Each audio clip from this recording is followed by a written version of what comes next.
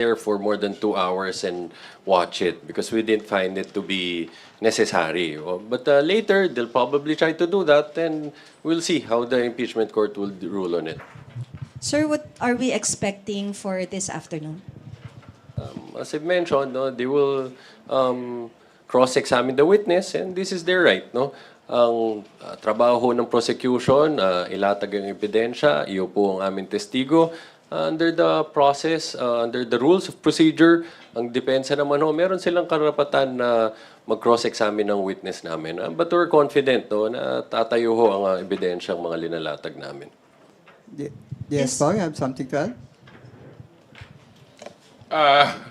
Sa akin kasi hindi na bago yung hindi na bago yung video na yun. Siguro napanood na lahat ng tao sa hindi lang sa Pilipinas, baka sa buong mundo napanood na po nila yung senaryo na yun. Pero nag-rule naman po ang ating impeachment judges.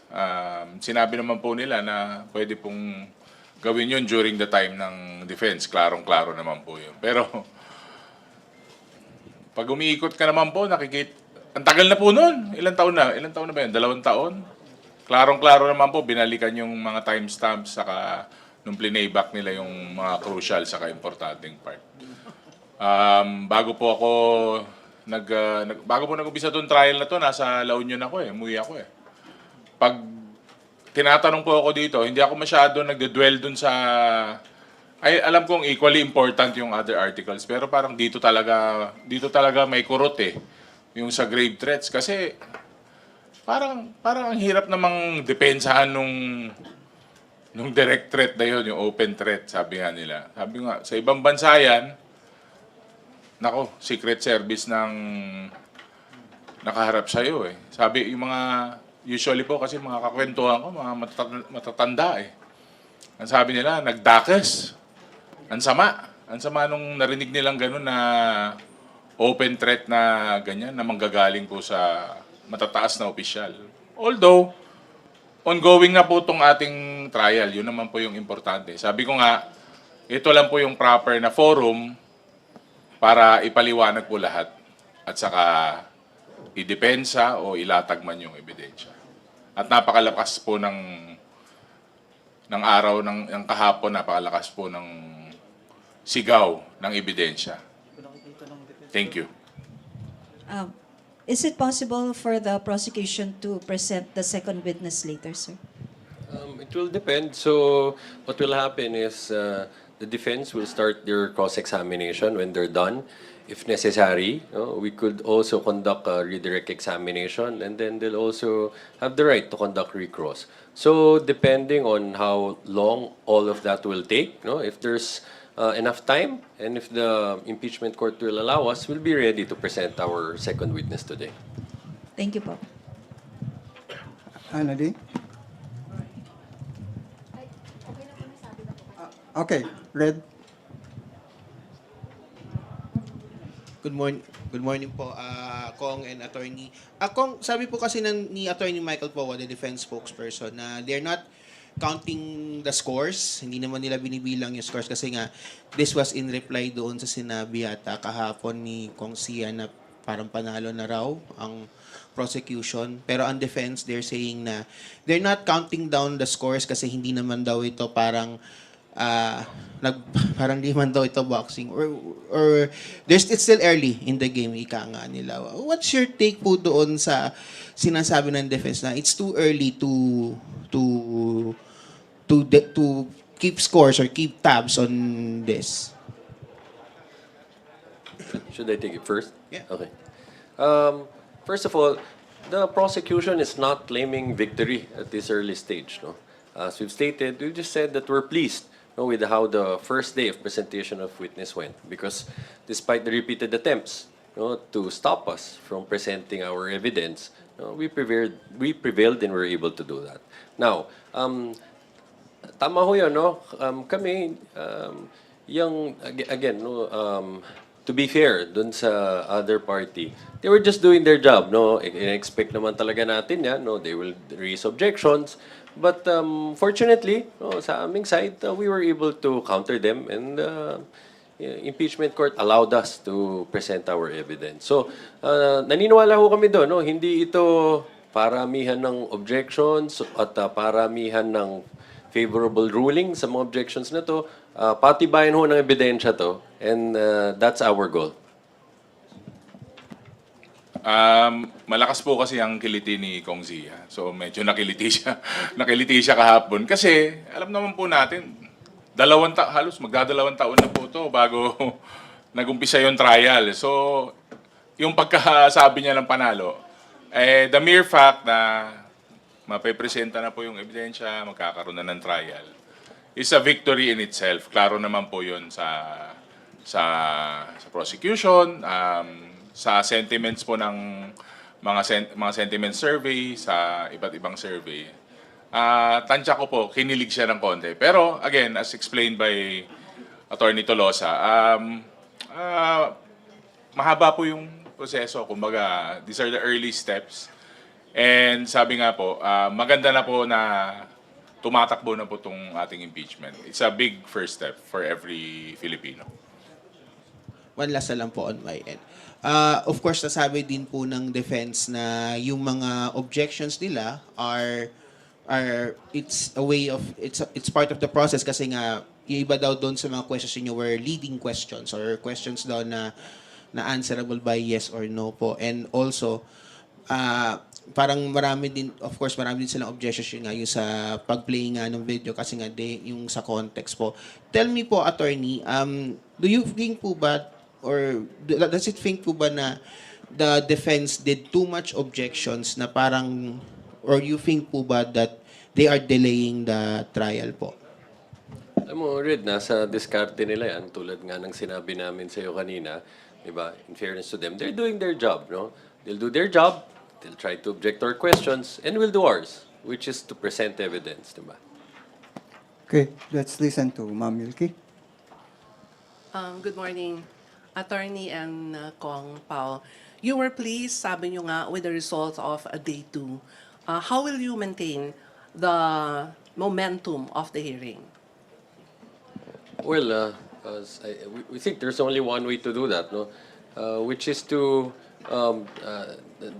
keep preparing, no? For the trial, for every witness that we will present, for every evidence that we will submit to the court. Yan lang naman ho yan. And I think, klaro naman, no? That's why we're pleased with how the first 2 days unfolded. This is a result of the hard work of and the months of preparations. Kong Pao. To second Attorney Jill. Actually, ang tinanong ko po dito si Attorney Lorna. Kasi syempre, kumbaga, seasoned na lawyer na siya. Sabi ko, Tita Lorna, nervous ka pa ba? Sabi niya, hindi. Pero I treat the smallest case as the biggest case. Tapos, preparation will outweigh everything. So, preps talaga. Yun ang number one na, yun lang ang laging parang advice niya o when I try to pick her brain na sinasabi niya na kahit anong kaso yan or anong bagay yan, yung paghahanda will always outweigh kahit anong iba to sa prosecution. May request, sir, ang prosecution for Attorney Zuleika Attorney Zuleika Lopez to attend the hearing. Ito po ba is under the Article 4? At kung hihiramin ko yung term ni Congressman Paolo, makakadagdag ba ito sa kilig sa pagsubaybay sa hearing? Thank you. Okay. Yes, we confirm that we filed the request for issuance of subpoena to direct Attorney Zuleika to appear before the court. No? But it's still currently pending. We're waiting for the impeachment court's action on it. And we hope you'll understand, no, we can't yet delve into the merits and discuss at length what would be her testimony. No? So let's wait for that.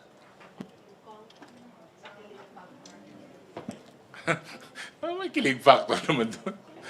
Siguro nakakakilig na may mga familiar kasi nga 'di ba we used to have the hearings in the house sa Blue Ribbon and sa Quad. So siguro nostalgic yung feeling, parang ganun. 'Di ba? Love wins.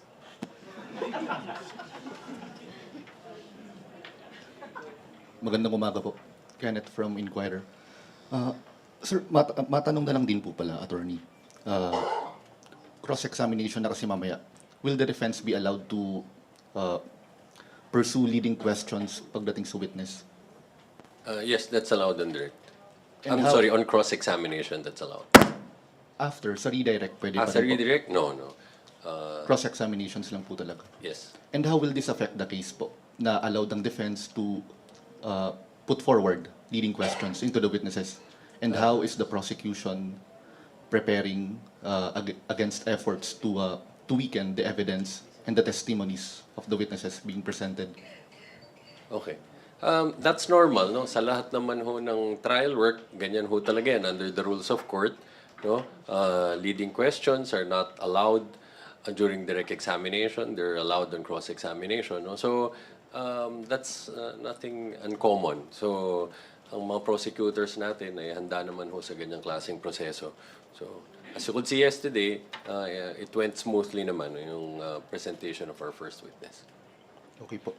And with how the defense raised objections yesterday sa direct examination nga ng prosecution, with the manner how they conducted themselves, with the objections and all, do you think this offers a glimpse into how the defense plans to mount a defense of Vice President Sara Duterte? Yes, no, again, this is something that we've anticipated from the start. This is consistent with their actions, no? From the time that this thing started before the House of Representatives, diba? They tried to block, no, from the impeachment proceedings from moving forward, filing petitions with the Supreme Court. Yesterday, diba? We all know that another Supreme Court, another motion has been filed with Supreme Court asking for the issuance of the TRO to stop the impeachment proceeding from continuing, no? And even their answers, they raised affirmative defenses asking for the outright dismissal of the case based on technicalities and other legal arguments. So we were anticipating that, no, that they will try to prevent us from presenting evidence. But again, as I've mentioned, no, to be fair, syempre, that's their prerogative, no? Strategy nila yan, no? But kami naman, isa lang focus namin. We'll continue to present solid evidence to prove the articles of impeachment. Okay po. And yesterday, the Vice President visited Senator Marcoleta po sa detention. Could this raise arguments against the senator serving as a judge in the trial? And should the visit cast any doubts on the senator's capacity to be impartial throughout the trial? Kenneth, hindi ko na pang ihimasukan yan, no? And that's her prerogative. She can visit whoever she wants to visit, and we respect that. Dagdagan ko na lang siguro, di ba, nostalgic nga tayo. Nung isang hearing ng Blue Ribbon noon, kung napapansin nyo, nung nawala po yung hopya ni Senator Marcoleta. Tapos kinain po yata ni dating Congressman Paduano yung hopya niya. Nung break po namin, napansin ko na may baon po na hamburger ang Office of the Vice President. May baon po silang Jollibee. Si Senator Marcoleta lang po ang binigyan niya na congressman ng cheeseburger nun. So, siguro medyo may level of closeness sa pagkakaibigan sila without naman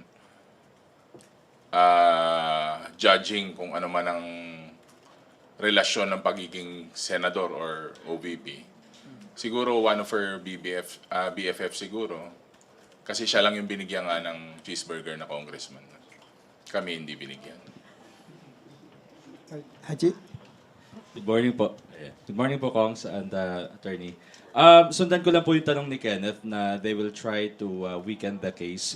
So, na-expect niyo po ba later that they will try to attack the integrity or the credibility of the witness that you presented yesterday? They can try to do that, no? But at the end of the day, we're talking about video footage showing an interview given by the respondent, no, where she made the threats against the life of the President, the First Lady, and the Speaker of the House. So, as pointed out, no, by Kong Pao, napanood na ho natin to lahat, no? So regardless of the attacks that will be made on the even character of the or credibility of the NBI officer who authenticated this footage. I think medyo mahirap po sigurong ma-attack yung authenticity ng document itself. But I mean the footage itself. But of course, no, we don't want to preempt what they'll try to do on cross-examination. What about po yung sinasabi nila na may sinusundang script? Na-expect niyo po ba na they will, kumbaga, try to establish na meron nga pong sinusundang script? Tapos, syempre po, kumpiyansa po ba kayo dun sa expertise na meron si John Mark Calido? Okay. Quite frankly, that was uncalled for, no? And Attorney Ligutan properly called that out, no? Dahil napakalinaw naman ho nung tinatanong yung witness about the document, kaya wala sa kanya dahil pinasa ho dun sa depensa yung dokumento, no? So, but again, how they'll handle this trial, how they'll defend their client, no, that's their prerogative. Di natin ho pangungunahan kung ano magiging trial strategy nila dito. Last question na lang po.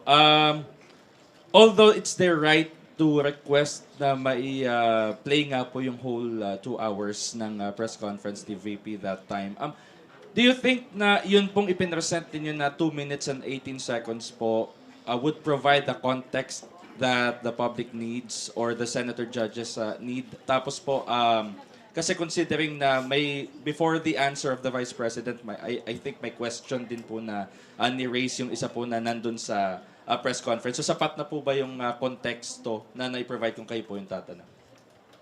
Again, as we've stated, if they want to play the entire video, that's their prerogative, no? Tignan natin kung papayagan sila ng impeachment court na panoorin natin pare-pareho for more than 2 hours itong entire video na to, no? So, but napakaliwanag naman ho, no? Kahit sang konteksto mo pabalik-balik ta rin kung ano ho yung mga sinabing pagmumura at pananakot sa buhay ho ng Presidente, ng First Lady, and ng Speaker of the House. So, again, for us, we didn't see the need to play the entire video consisting of more than 2 hours. And what we showed is more than enough. Saka napakaklaro naman na hindi splice, hindi edited, hindi AI, actual video with the timestamps. Pag nanonood ka naman ng championship sa NBA, pagkatapos ng laro, di ba, papanoorin mo yung highlights. Gusto mo yung winning shot ni Michael Jordan lang paulit-ulit mong papanoorin. So that's the money shot. Kitang-kita natin yun. Alam natin yun. Pasensya na, medyo late ako, pero magdadagdag na rin ako. No? Dadagdag din ako, so I got the question. I think it's not only about establishing the veracity and the authenticity of these video clips, but more important is what the effect of the threats that she made, no, against the president to the whole nation. Ano yung epekto nito? Hahayaan ba natin to na basta-basta na lang ma-express without accountability? Of course, you cannot also expect that the agencies will not do anything to investigate, because it was said in a manner by which it should be taken seriously. No, and the threat was done, directed not just for an individual, but it is directed against the head of state, head of government, and the commander-in-chief. That's why it is also a national security concern. That's why many agencies came in and investigated if there was indeed an agreement that was made and reached by the respondent and the hitman.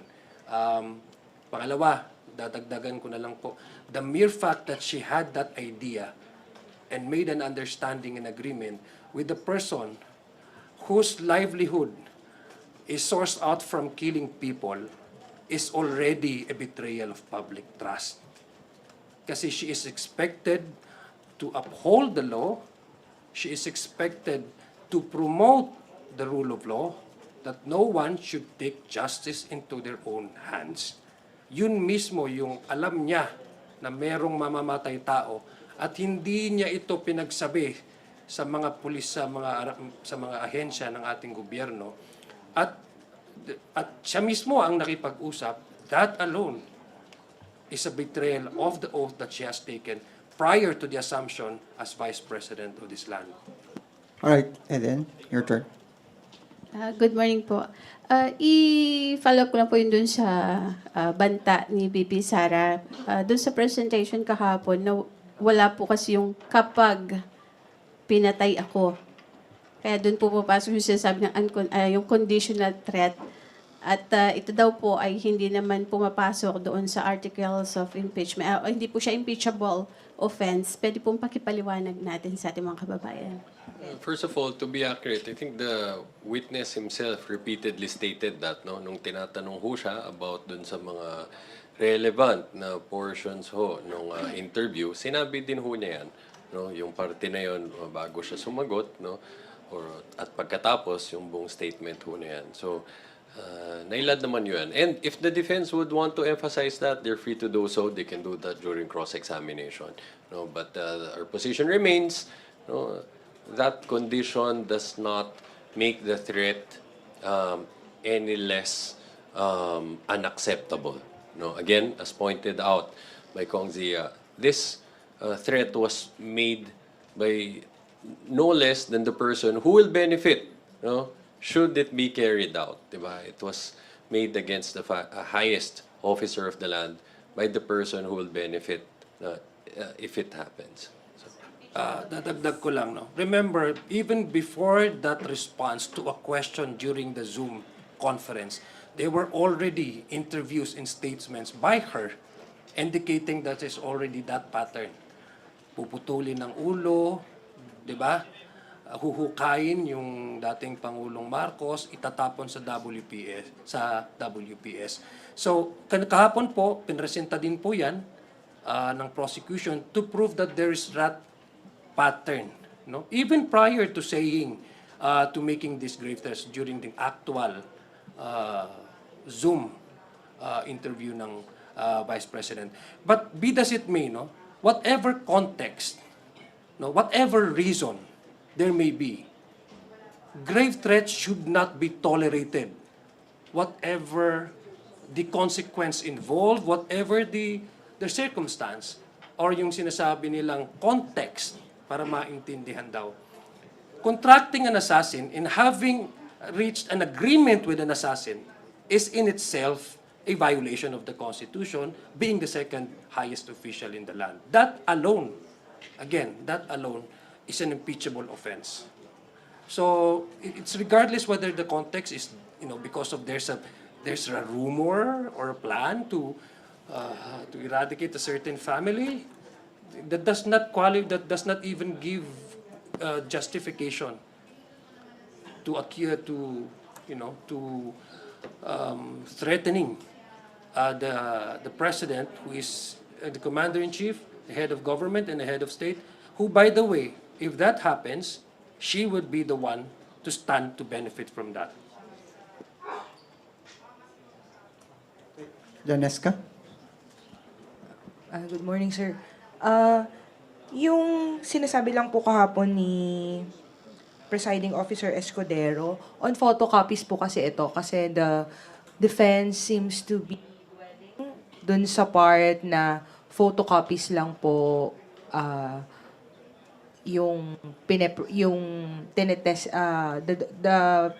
documents being presented and as being testified by the NBI agent Kalilong, puro daw po photocopies. Tapos, hindi daw exactly pareho dahil yung isa may nakalagay na certified true copy. May sasabi siyang ganun. But I understand, ito lang kasi yung nakatch ko dun sa ruling ni ni Presiding Officer Escudero na this is the prosecution is trying to comply with the requirements enunciated by the Supreme Court insofar as such pieces of evidence is concerned.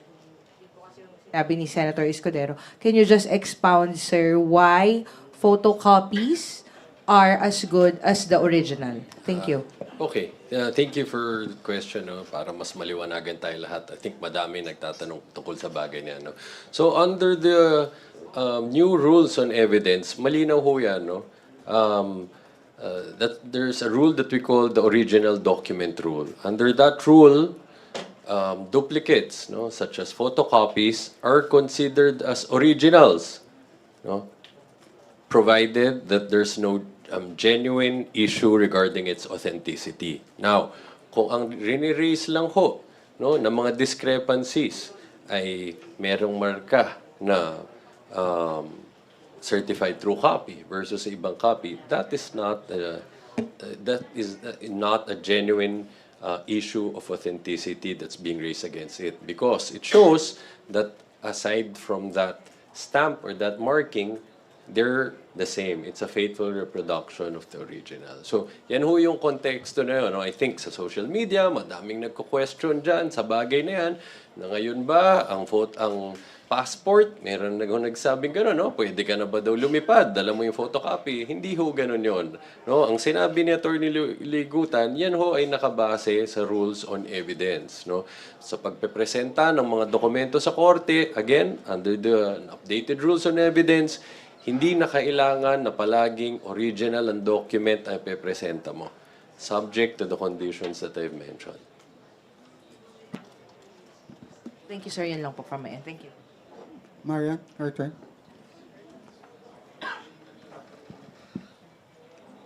Good morning po. Yesterday po, si Presiding Officer Jesus Cordero, kinonfirm po niya na yung 16 po votes for the two-thirds threshold po yung formal ruling na ng impeachment court. Well, of course, subject pa raw po, so any legal remedies available to the parties. Questionin po ba ito ng prosecution sa Korte Suprema, lalo na may initial statements po, even you, Atty. Tolosa, Lead Prosec Luistro, considering yung interpretation nga po ng Avellino doctrine?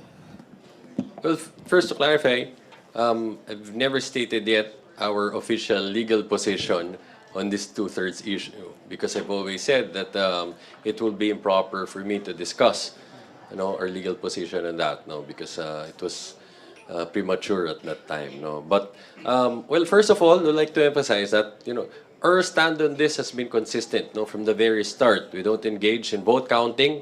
Focus namin dito to establish an airtight case backed by overwhelming evidence, so that at the end of the day, no matter how this two-thirds threshold will be interpreted, we'll be able to secure that necessary vote.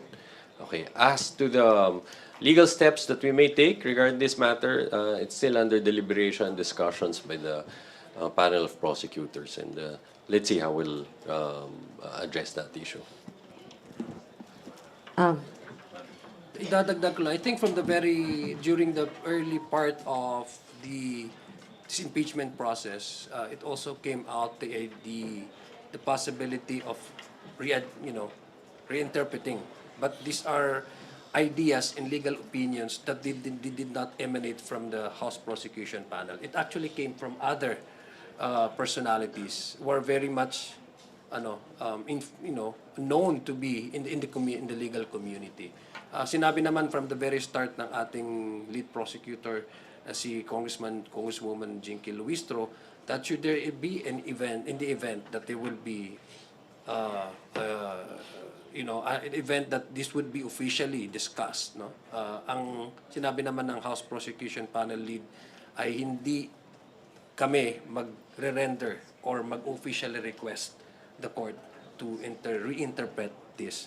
Ibig sabihin, na itong kapangyarihan na ito para bigyang linaw yung interpretation ng Constitution pagdating sa thresholds vis-a-vis yung current membership sa ngayon ay inililive again. Sinabi nga din ni Atty. Tolosa, sabi ng ating lead prosecutor, ay kapangyarihan yan ng korte. Kung may constitutional issue at may controversy, again, hinayaan doon din natin yung proper na forum at proper na venue para pag-usapan ito. Basta very clear po yung sinabi niya, we will not make any official or formal request before the impeachment court to reinterpret the constitutional requirement of a threshold to reach the judgment by the impeachment court. Go ahead. Follow up lang sa question ni Marian, sir. Pero, so you will not raise it before the impeachment court, but will you raise it before the Supreme Court? Are you open to that possibility? There are no discussions about that matter, no. But because as we've stated, no, we're really focused on just presenting solid evidence before the impeachment court. No? So at the end of the day, if it's 16, then we should be able to get 16. So, as of now, is that maybe the stand po ng prosecution? You will never bring this to the Supreme Court? As I've stated, no, there's no decision about that matter yet, and quite frankly, that is not included in any of our priorities. Again, our priority right now is focus on the trial and focus on continuing to prove our case by establishing, by presenting evidence. Just to clarify, Marian, because you were there during the press con when I was with Kong Jinky and Congresswoman Bella Zamora. Remember there was a question whether there would be, the House Prosecution Panel will be contemplating on filing for an official or formal request before the impeachment court to readjust or reinterpret the threshold 16. And it was very clear by the response of Congresswoman Jinky that the House Prosecution Panel will not request or make any official request before the impeachment court, no, to readjust the threshold. Pero hindi pa sarado yung pintuan ninyo when it comes to raising it to the Supreme Court. Again, in the realm of possibilities, that's a remedy that's available to us under the law and under the rules. But as I've stated, are we discussing it? At this moment, we're not. Is that among our priorities? It's not. Again, our priority is to continue to present evidence before the impeachment court. Dadagdag ko lang, just so we can clarify na the position, just we can clarify. The one that we're saying and the one that is referring to by Congresswoman Jinky is the Honorable Impeachment Court. If we're talking about the Supreme Court, that's a different venue altogether. No? And it's very evident by the way the House Prosecution Panel approached this trial. Una, nagpresent ng kaso, and never did we intimate or reflect in our position in the pre-trial brief that there will be a possibility that we will file a formal request. Never. And that is consistent with what the lead prosecutor, Congresswoman Jinky Luistro, said in the previous briefing that we conducted in the House at the House of Representatives. Sir, were you there po all throughout the trial nung I think meron pong comment si Atty. Ligutan, pinuna po niya yung gumawa raw ng eksena, may scene, nag-walk out daw. Kumbaga ito si Atty. Sheila Sison. Can you walk us through? Baka maalala niyo ano yung nangyari kahapon. I think there was this moment when Atty. Ligutan was responding to a question posed by Senator Risa, right, about the materiality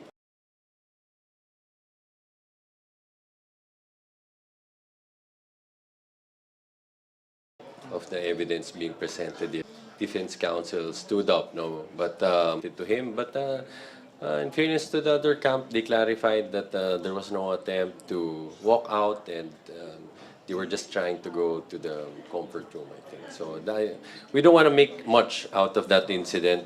It's already been settled yesterday. Alas na lang po. Follow-up lang po dun sa question ni Ate Eden, do wala na kasi siya. I think baka pwede lang po natin bigyan ng emphasis yung gaano ba kabigat. Kasi po parang ang argument is that conditional threat siya eh. So parang paano siya naging impeachable offense?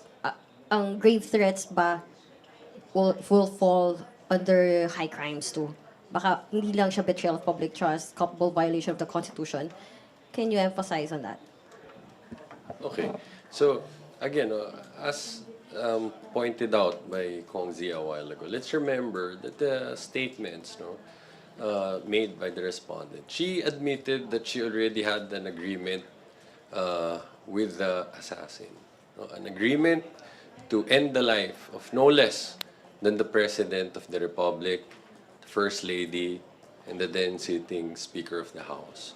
So, no amount of condition or any other context that they would want to offer will justify that that would make that right. That is the position that has been made clear in the opening statements made yesterday and even in the answers given by Atty. Ligutan to the questions posed by Senator Riza.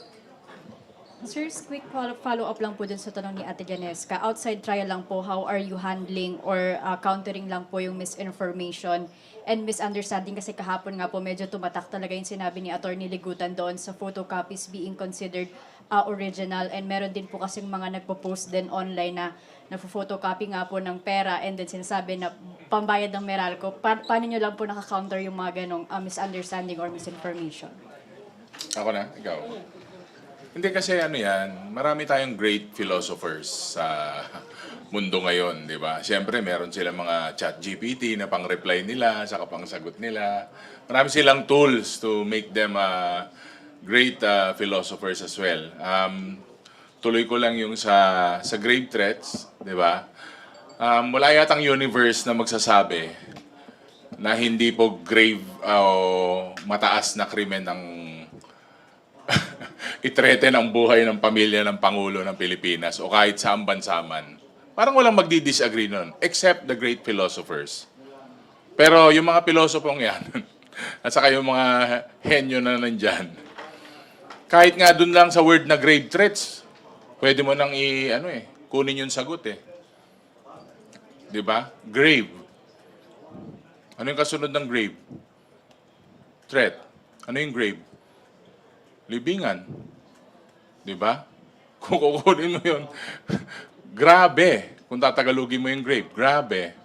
Grabing threat. So, kahit na pilosopohin mo rin yung sagot, wala rin sila mapapalusot kasi it's just there. Nakalatag na kaya. It's so obvious na anong palusot pang hahanapin mo dyan sa mga ganyang bagay. Now, in terms of the photocopy, in-explain na rin ni Atty. Tolosa na yung mga ganyang ebidensya, inaalaw po ng ating korte. Kung yung mga great philosophers, saka yung mga great na nagtatanong, gumawa sila ng sarili ng rules sa korte. Doon, papasa siguro yung mga gusto nila mangyari. Pero, ang hirap pong ipaliwanag, yung bagay na hindi na kailangan ipaliwanag. Marami pong bagay na will speak for itself. At itong article po na to, itong grave threats na to, may sariling buhay yan, hindi na kailangan ipaliwanag yan. Semantics na lang po yung nilalaro nila dyan. Salamat. Well, ang mabuti naman doon, kasi we always look at the bright side. No? Even if these are things that came out from the social media na medyo pabiro, isa lang ibig sabihin yan, nakatutok ang taong bayan at nakikinig sila. And that is what important, the important thing that we need to realize here. No? Pero sinabi nga kanina ni Atty. Jay, huwag niyong isisirok sa mga pera niyo tapos bumili kayo ng mga supermarket na hindi tatanggapin yan. Kasi fake yan, fake monetary yan. Minsan, nakita niyo po sa mga cashier, nakapaskil dyan yung mga peke na pera, baka naman mahuli pa kayo. So, wag niyo hong gagawin yan, ha? So, pangalawa, kaya nga po tayo dito sa prosecution panel, apart from presenting the evidence in the open court, gumagawa ho tayo ng conference or press briefing tulad nito. Dahil importante po importante po yung participation ng media dito sa ating bansa. Lalong-lalo na po itong impeachment trial. Dahil ang media po ang nagbibigay impormasyon para bigyang kasagutan yung mga tanong ng ating taong bayan as we move along with this trial, no? Isa po ito sa mga paraan kung paano na ho natin na papaliwanag sa kanila kung ano pa yung napapakinggan nila doon sa actual trial na to. Pero alam mo, nagpapasalamat po ako sa kanila. Dahil maski pabiro po ito, ibig sabihin ay interesado sila na makinig at subaybayan ang ating trial. Pero ang sa legal naman, na-explain na po yan ni Atty. Jay, ito po yung sa korte, ito po yung sinasabi na paano i-presenta yung mga ebidensya mo na kung hindi siya true copy, at least photocopy siya, i-attest naman yun ng korte. Huwag niyong gagawin yan kasi inaalaw lang ho yan sa actual na trial. Pag bumibili ho kayo ng shampoo, hindi yun actual trial yun. pagbibili po yun ng inyong mga grocery items. Huwag niyo yung gagawin yan dahil baka hulihin ko kayo ng security guard ng shopping mall. Kaya maraming salamat po sa mga great philosophers, sa mga nagko-comment, sa mga trolls, sa mga bashers. Kasi, alala nyo, ewan ko, naalala po ng House Media. Salamat po dahil nananatiling buhay ang usapan ng impeachment. Pero nandito na tayo ngayon, nag-umpisa na yung trial. Dati kasi parang papasok pa lang tayo doon. So salamat. Thank you. Joy? Sir, good morning po. Just for some clarification lang po, what is the threshold of proof on testimonies and evidence required in the impeachment trial? Is it the same in the regular criminal or civil case, or it is beyond? Kasi it's an impeachment of the high official. Hindi maliwanag naman ho yan na ang impeachment proceedings ay hindi ho criminal in nature. Kaya ho ang tinatawag sa Vice President dito ay hindi ho accused kung hindi ho respondent. So hindi ho nag-a-apply yung quantum of evidence na required ho dyan. And hindi din ho nakalagay sa Constitution o kung saan mang rule kung ano ho ang i-apply na quantum of evidence dyan. Although I think it was, if I remember correctly, it was mentioned by the presiding officer that he would want to apply the requirement of clear and convincing evidence. If I remember correctly, that we'll have to check that. But at the end of the day, tingin ho namin, ang pinakamaliwanag na batayan dito ay kung hindi ho yung maghusga base sa ebidensya na linatag ng magkabilang partido. Idadagdag ko lang po, yung penalty if ever po na conviction ang ma-arrive ng korte, wala naman pong jail time ito. Ang magiging penalty po ay removal from office and perpetual disqualification from holding an office. Kaya hindi po siya tulad ng, and then Attorney Jay can correct me on this, hindi po siya tulad ng regular criminal proceedings na beyond reasonable doubt yung dapat na ma-prove ng prosecution. Dito po is kung may papakita po na meron talagang paglabag sa Constitution at sabi nga po ng ating presiding officer, yun naman talaga yung quantum of evidence required in the impeachment trial, maaari po natin masabi na the conviction is obtainable. Okay, thank you, Joy. Yes. Saglit na may follow-up ako. Sir, with regards naman po dun sa sinabi ni BP Sara kahapon, di ba, nagpunta po siya rito, but she didn't attend the trial. Yung bloodbath and blood tuning, I will be blooded, but unbound somehow, ganyan po. Do you see a consistent pattern of incendiary language or with just an emotional disgust? Ano pong interpretation ng prosecution panel? Does it frame as a warning, a call to action, or just a mere expression of disappointment or drive? Mahilig siya sa blood. Yun yung napansin ko. Baka pati yung order sa bar, Bloody Mary. So, parang yun lang yung... Kasi one-liner lang tapos nag-move up na. So, it's open to interpretation. So, interpretative dance. So, umalis na. So, again, sabi ko nga, alam ko talaga na medyo hindi siya mag-a-attend talaga ng hearings So, siguro nag-ano lang siya, nagparamdam. Parang clickbait nga. Pagka-click mo, ay, iba naman pala yung nangyari, iba yung laman. So, yun lang. Mahilig siya sa blood. But matagal naman po natin sinasabi ang House Prosecution Panel that this is the perfect venue for the respondent to clear her name. If the defense truly believe that she has that they have that they have the answers in order for the public or for the respondent to clear her name. This is the perfect opportunity to do so. At hindi naman ho namin yan sinasabi na kami lang yung nananawagan. Sila ho mismo, sinabi ho nila in the previous months, no? na ready na ho sila, they will answer the allegation. But be that as it may, again, the answering the allegation is answering directly whether or not she has ordered the way by the utilization of the confidential funds, which according to COA is outside of their joint circular. So therefore, there's a violation on the utilization of funds. We have not heard her deny that, no? So these are the questions that the people want to hear from her, no? Kasi siya po yung, this is her trial eh.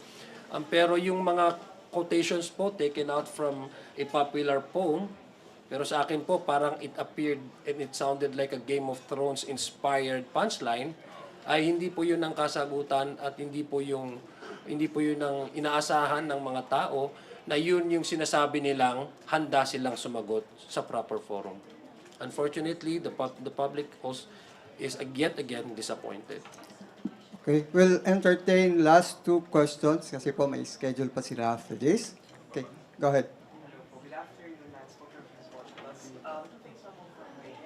Kahapon, Attorney Lorna Mapunan said that the prosecution may move to subpoena or may file a request to subpoena the respondent herself, Vice President Sara Duterte herself. So first po, when are we expecting the request to be filed? Let's see. That's a matter of strategy, that of course you would understand. We cannot discuss with you, but let's wait and see for it.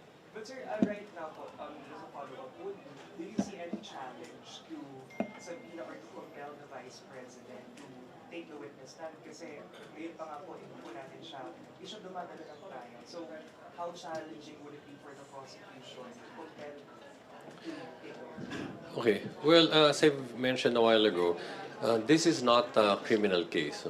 In a criminal case, because of the right against self-incrimination, the prosecution cannot call into the stand the accused herself as witness. But again, the respondent's not an accused here, she's a respondent.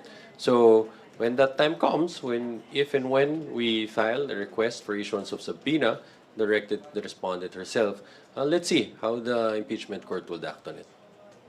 All right, thank you, Rosalie, for final but not... Mag-pound lang po ako din. Sufficient evidence na po yung videos ni VP Duterte making grave threats against the Vice President. Why there's a need to present her as a hostile witness? Again, let's not preempt the issue. And if we will call her as a witness, that does not necessarily mean that it will be confined to the articles relating to grave threats. No? So, but siguro for now, hintayin muna natin. Baka it's too early to talk about it. Let's go about it in detail when the prosecution actually files a request already for issuance of subpoena. Dadagdag ko lang, Ross. The beauty about the trial is every day nagkakaroon ng clarity as to the procedure and what is acceptable to the court. No? Si Attorney Kapunan intimated that before the court because of the 5-day ruling. No? At least it's very clear that the clarification of Attorney Kapunan was entered into the record for the court also to contemplate on the possibility of allowing such presentation of witness. It's either material or hostile witness. So yun po yung ginawa ni Attorney Kapunan, para clarity for both the prosecution and the defense vis-a-vis the 5-day ruling of presenting a potential evidence, subject to the 5-day ruling that you have to inform the court and as well as the opposing side. So that is just a manifestation that Attorney Kapunan raised before the open court, so that for the purpose of clarity. Pero hindi nyo naman po ini-intend na pagsabaying i-present or pagsunuring i-present si Attorney Zuleika Lopez and the Vice President. For example, next week, because you have already filed a motion for subpoena for Attorney Zuleika Lopez. Tignan mo natin, matters like that or matters of trial strategy that fall upon the exclusive discretion of the prosecution. So let's wait and see. Very last na lang po, sir.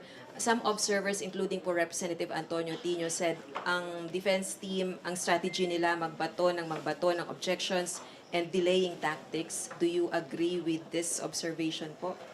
Well, ayaw naman nating mag-ascribe ng any ill intentions dun sa other party, no? But we're all of us. So what happened yesterday, and we can make our own judgments about it. But you're happy with Dadagdag ko lang kasi we observe that also, no? Again, it's the right and the strategy of the defense, no? Both sides, no? We also expect that the prosecution will also be raising objections pag time po ng cross-examination. And that's the regular occurrence in an actual trial, no? What is important is napakita po ng House Prosecution how ready we are, how, the prosecution panel, yung pag-examine sa witness, did a very stellar job.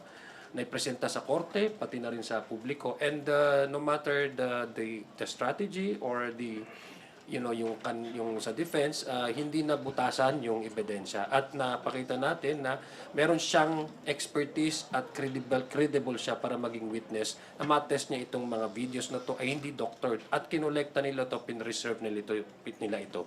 No? So yun ang very important na nangyari kahapon. Very last follow-up. So do you see their strategy failing po? Well, it's too early to make any judgments about this, no? But what we can say is, despite the repeated attempts to block us from presenting evidence, no, we were able to do that yesterday.